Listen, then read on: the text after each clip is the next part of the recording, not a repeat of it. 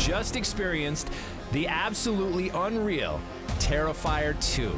We are Bloody Disgusting's Boo Crew podcast and TV show. You're about to see some exclusive behind-the-scenes footage as we are joined by writer, director, and special effects master Damien Leone and Art the Clown himself, David Howard Thornton. We just watched Terrifier 2. This is like Christmas morning for horror fans. Yeah. It's such a truly outstanding achievement that takes the insanity, dare we say, even further, which seems impossible, but it is. The innovation and ingenuity that you guys continue to bring on is on a whole other level. So we want to start there. Where do you go from a film as frenetic and visceral as Terrifier? What was the goal? And was there even trepidation in doing a sequel, trying to follow this up? Oh, absolutely. Because the fans have embraced it so much, and they're building it up and building up so much hype, and there was so much love for art, and especially the hacksaw scene become sort of notorious. And that was sort of the showstopper, and people kept saying, how are they going to top that? Where can you go from there?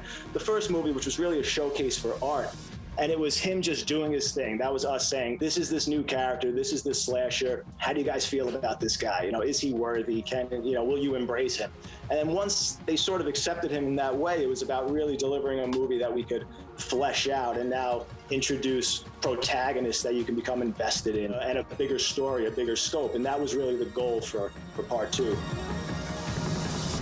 How about you, David? Were you did you play any part in kind of the conception of the sequel, or did you just kind of respond to ideas that Damien had? Oh yeah, we were spitballing ideas even when we were making part 1. If we were even saying back then, if we're lucky enough to make part 2, we were just coming up with ideas. So especially when he was doing the whole process of writing the script, we were constantly in contact with each other with ideas and just bouncing ideas off each other and like, oh, this would be fun for a kill. But what if we did this and this and this? And what if we put art in this kind of scenario? Because I think one of the things that we had fun with this movie the second time around is really putting art in real world situations that you're not used to seeing a slasher like villain in. So weird to hear Art the Clown talk like this. David, is there any moment that you go into method when you're on set as Art? When you put on that makeup, do you just go silent, and do you have to go into that character immediately, or can you just get it in and out pretty easily? I can turn it on and turn it off, which I think everybody's glad that I can.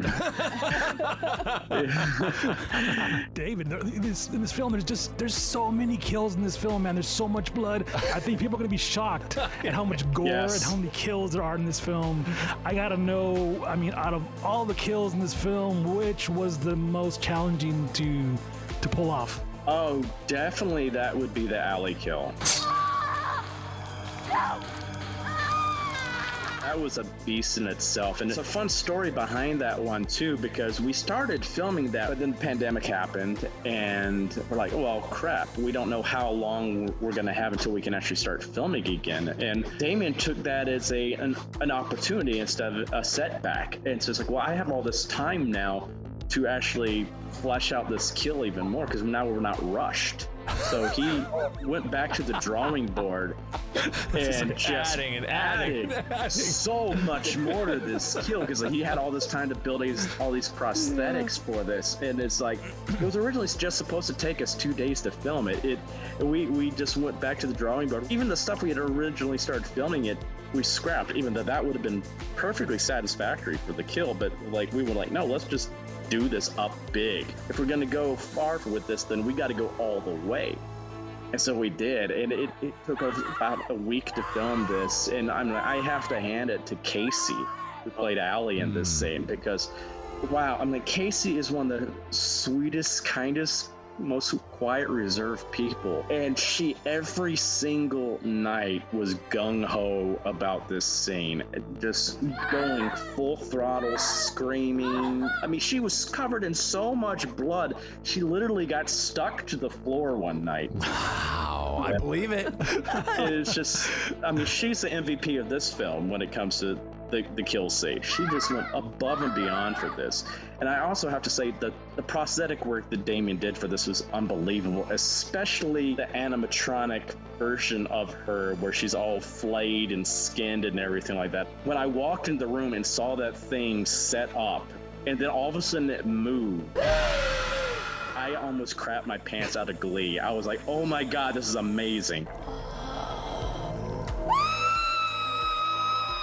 One of my favorite characters was the little pale girl. Can you talk about finding Amelie and how it was working with her? That is like the ultimate character that I've been dying to talk about. We knew the age range of the little girl, and then when we contacted her, I said, all right, can you just look in the mirror and make really creepy, funny faces and big smiles and like wide eyes and things like that? And then she just sent me back a video of her doing all this, and I was like, oh, she's going to be great. The two of them working together was great, first of all, and very fun to watch. But visually, her look wasn't always supposed to be a mini Art the Clown. Originally, she's a little homage to this Edgar Allan Poe Fellini movie that I love called Spirits of the Dead. And there's a devil character in it that's portrayed by a creepy little girl.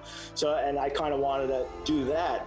And literally, the Halloween before we started shooting this, I remember getting tagged in tons of photos of people dressing up as Art, men and women doing their Art cosplay.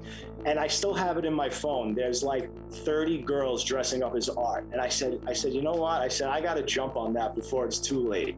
And I said, I'm going to turn her into a mini Art the Clown. And then, of course, I added all kinds of other creepy elements to her, like her eyes. And I wanted everything about her to be a little off, but not so in your face. So like I gave her hairy arms, and like I switched her teeth so her uppers are on her lowers. Oh, interesting. Wow. All those details that just make it look like unsettling that you can't necessarily pick up on. Yeah. I mean, what were your, if you don't mind me asking, your top two, each of you, favorite gore scenes in the movie? For me, I would say the mashed potatoes. The mashed potatoes, that's interesting. Yeah, I mean, I loved the scene with fire because I love the way everything played out.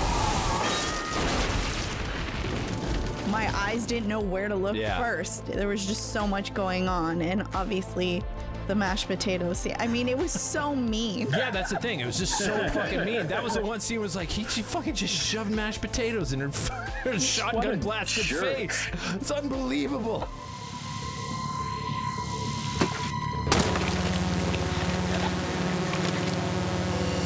So do you have, did this movie kind of blow up your brain as far as the expansion of Art's story? Is there more story to tell? I mean, it seems like, once we get into a little bit of Sienna's backstory, there seems to be more of an unexplained story there that I definitely want to hear more of. Is there more of an arc to this character? Oh, there's so much left to explore. Because in this one, you don't know. We didn't explore what the mega goal of these characters are, like why he was resurrected. Is there a greater goal that they're trying to achieve, or do they want to just sort of, it's these two demons now want to just revel in murder, mayhem, and depravity? The only task we know at this point is that she's guiding Art to Sienna because they have to stop Sienna. They know Sienna is going to be this counterpart that's coming that's going to try and take them out or stop them from doing what they're doing. So that's what this movie really focused on. And they're both of these characters on the same trajectory, figuring out where they are, what kind of sort of supreme evil Art is. And now this divine angel warrior that Sienna's becoming, this transcendence between both characters. That's what I really wanted to focus on this one. But now where it goes from there's so many possibilities. I have so many ideas. And even this new ending just shifted where I was going to go originally. And it's going to make... Be careful. It's gonna make. I like it. I love it, man. I love it. Yeah, it's gonna be good.